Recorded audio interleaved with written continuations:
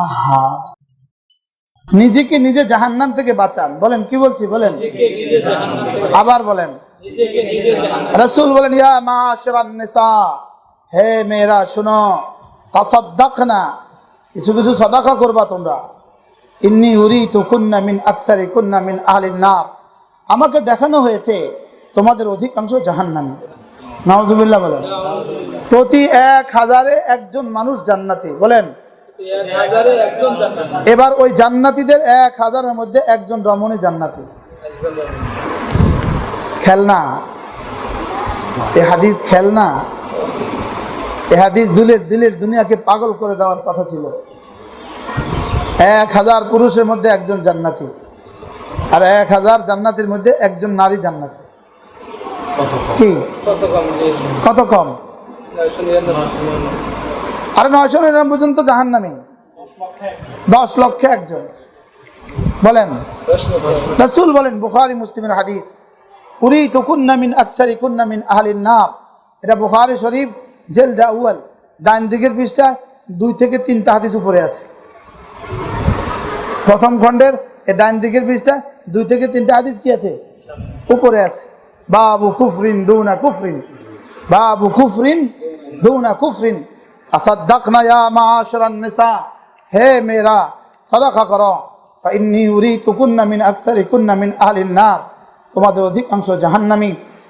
সাহাবা জিজ্ঞেস করলেন, লিমা ইয়া রাসূলুল্লাহ, কেন আমরা জাহান্নামী? রাসূল বললেন, মেয়েরা কেন জাহান্নামী? রাসূল বললেন, তোমরা 2টা কাজ বেশি করো, তাকফুরনাল আশিরা ওয়া তাকসুরনাল লানা। এটা হলো বাবের সাথে মিল। তাকফুরনাল আশিরা, বাবু কুফরিন দুনা কুফরিন, তোমরা স্বামীদের নাফরমানি করো। বুঝে আসছে? তোমরা স্বামীদের কি করো? স্বামীদের নাফরমানি করো, স্বামীদের নাশুকুরি করো। স্বামীদের নাশুকুরি শব্দটাকে আল্লাহ তাআলা আল্লাহর নাশুকুরিকে যেই শব্দ দিয়ে বুঝিয়েছেন, হুবহু ওই শব্দ স্বামীর নাশুকুরির সাথে ব্যবহার করছে। ইমানের বিপরীত কুফরি, আর স্বামীর খেদমতের বিপরীত কুফরান, একই শব্দ। কি শব্দ? একই শব্দ, সরাসরি একই শব্দ। রাসূল বলেন, আমি যদি সেজদার হুকুম করতাম গায়রুল্লাহকে, তাহলে নারীদেরকে বলতাম স্বামীকে যেন সেজদা করে। স্বামী খেলনা, স্বামী খেলনা। আবার এই মেয়েরা আমাদের কাছে খেলনা। আজীব বিষয় জানেন, আমাদের করাচি হযরত এক আজীব কথা বলেন।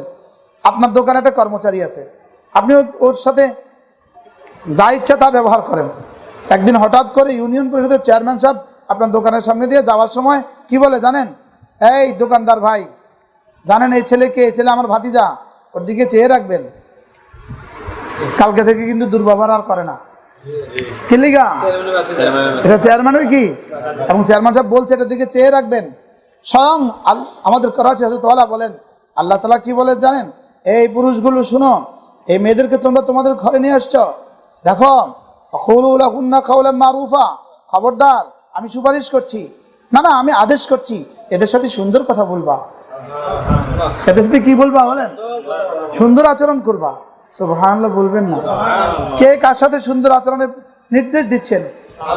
আল্লাহ তাআলা স্বামীদেরকে নির্দেশ দিচ্ছেন, তোমরা স্ত্রীদের সাথে কি করবা বলো?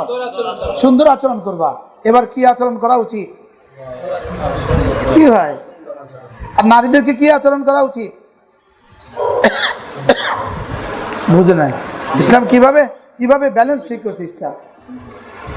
স্বামীর সমস্ত জায়েজ খেদমত পুরা করা, স্বামীর মনে কোনোভাবে কোনো কষ্ট না দেওয়া, আর স্ত্রীদেরকে উচিত এই মেয়েদেরকে মাফ করে দেওয়া, মাফ করতে থাকা, মাফ করতে থাকা। রাসূল বলেন, যে স্বামী তার স্ত্রীর কাছে ভালো, সে আল্লাহ তাআলার কাছে ভালো। আর এবার রাসূল বলেন, আমি আমার স্ত্রীদের কাছে ভালো। সুবহানাল্লাহ বলবেন না? আমি আমার বিবিদের কাছে কি ভালো? কি পরিমাণ ভালো ছিলেন রাসূল সাল্লাল্লাহু আলাইহি ওয়াসাল্লাম। এই শুকর আদায়ের জন্য বলছি, আমার স্ত্রীর কাছেও আমি ভালো। বলেন আলহামদুলিল্লাহ।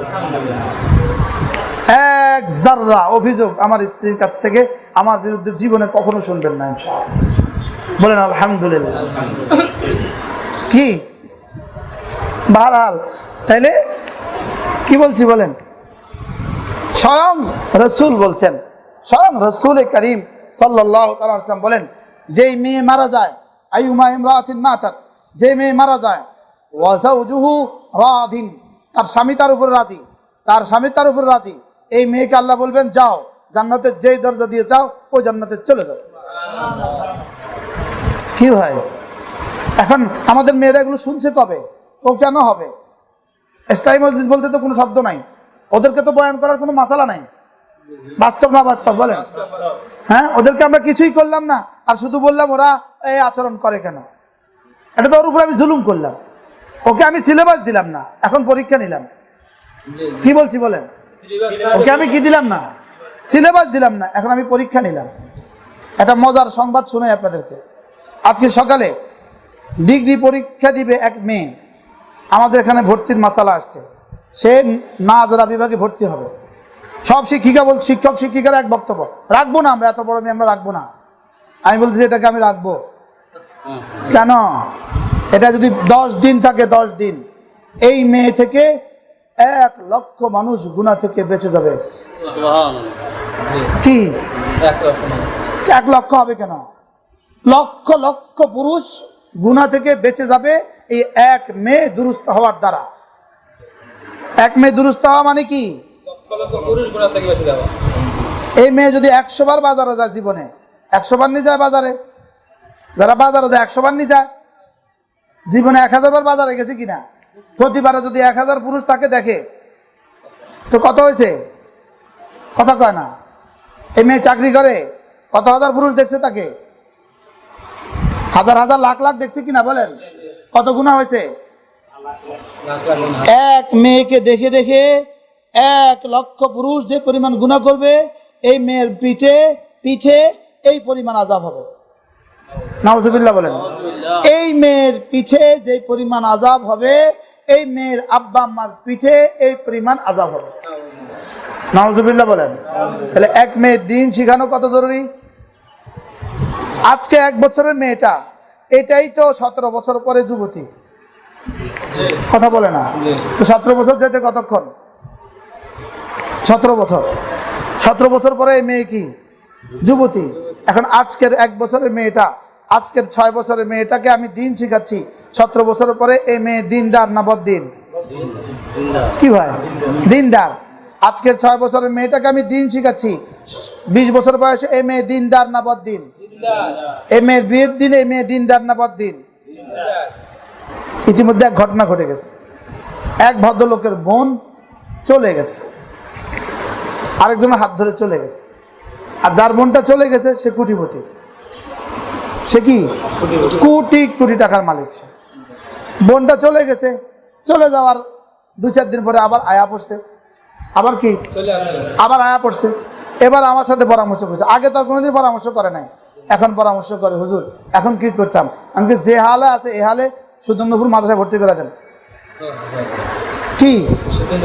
আচ্ছা, ভর্তি দিল করায়া, মাত্র 2 মাস ছিল। কয় মাস? 2 মাস। এবার লকডাউনে লম্বা সময় বাড়িতে থাকার কারণে ওই ছেলের হাত ধরে আবার চলে গেছে। কি? আবার চলে গেছে। আচ্ছা, তবে পার্থক্য হলো আগের বার গেছে জিন্সের প্যান্ট আর শার্ট পিন্ডি, এবার গেছে বোরকার হাত মোজা পা মোজা লাগায়া। বুঝেন না কথা? তো আমার মানুষ তো বুঝলো না। এবার নতুন করে কাজী আবার বিয়ে পড়াইছে। কাজী কয় মেয়ে কই? এটা 3 মাস আগেরটা নিয়ে, এটা এমনি হয়েছে কেমনে? কয় এটা মোস্তাক নবী সাহেবের মাদ্রাসায় ভর্তি হয়েছিল। আচ্ছা, কয় মাস ছিল? 2 মাস। 2 মাসে এই পরিবর্তন?